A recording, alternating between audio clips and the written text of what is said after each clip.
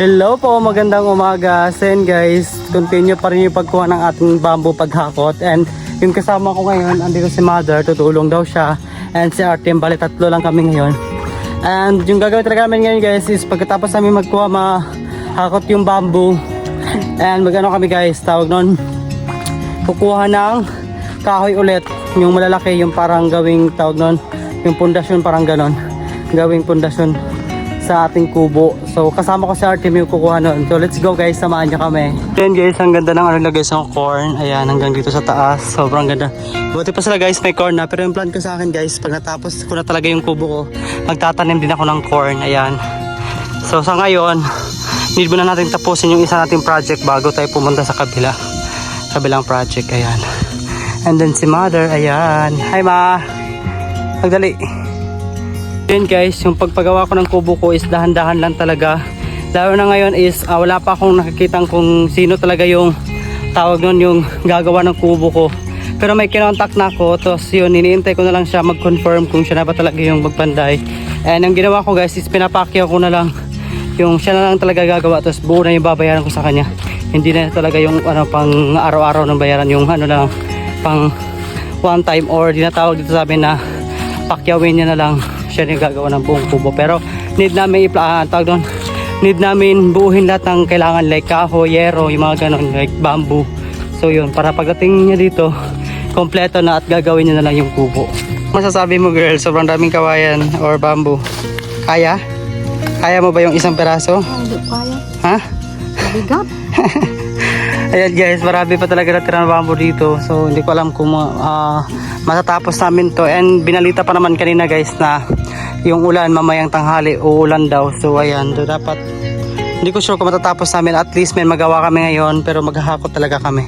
And yung kasama ko si Artem, andun na siya. So mama, huwag ka na lang sumama, para ako na lang. Huwag ka na lang magano.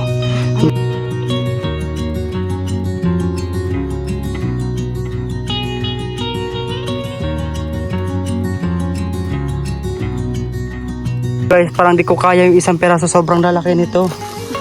My God. Ngani do. Yan, ano lang kabali si Maba dun sa dulo, din dito ako sa kabila. Mano? Ma, kaya ma? Ma, kaya?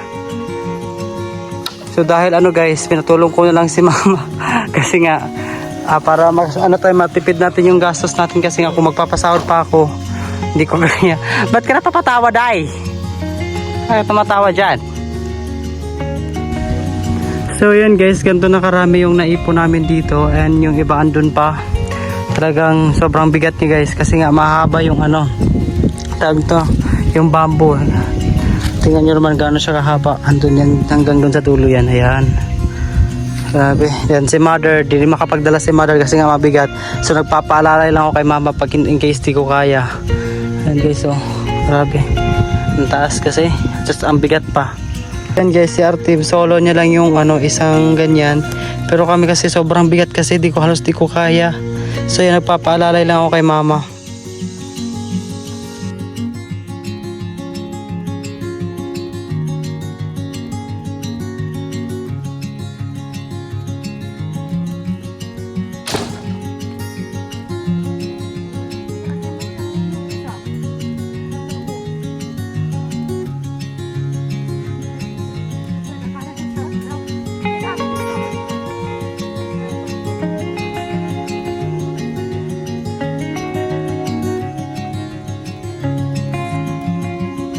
So yun guys, pauwi muna ako.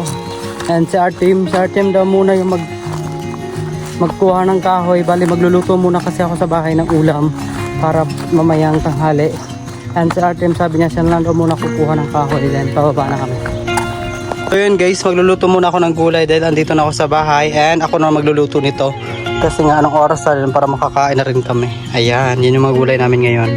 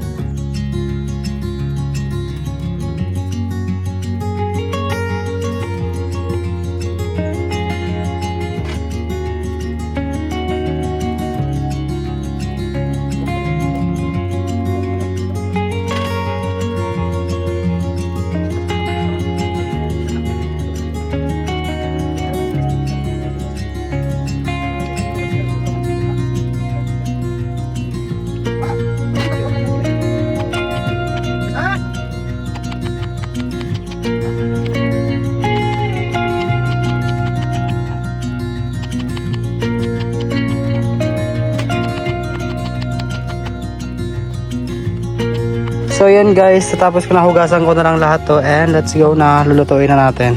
So yun guys, mag-start na ako magluto and ito na yung mga gulay namin, nahugasan ko na rin siya. So ready na kami magluto. Ayan.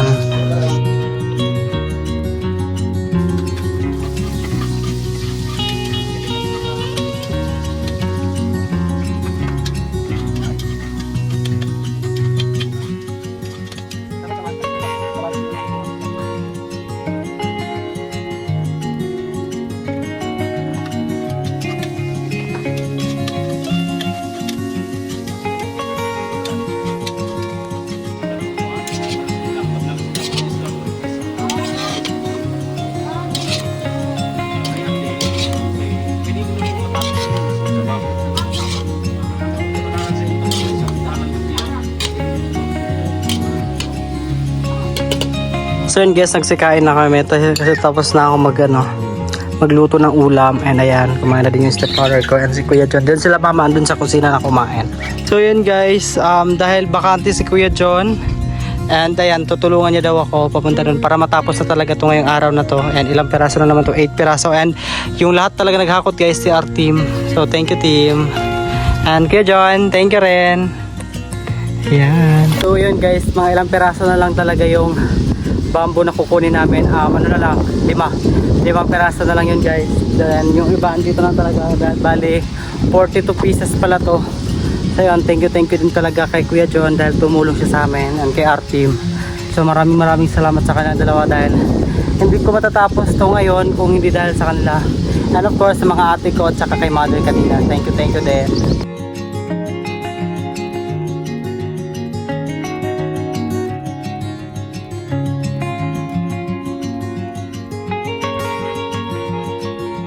So yan guys, finally yan na yung pinakahuli. Thank you Lord dahil natapos na namin. Wow. Oh, makamara pa. Yan guys, nandito na lahat yung namin bamboo. Thank you team.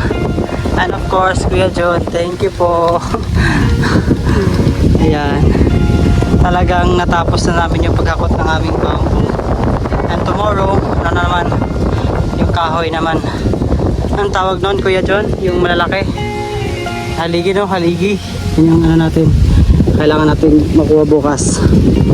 Tapos ang ganda ng view namin ito guys. Ayan, hindi ba ito yan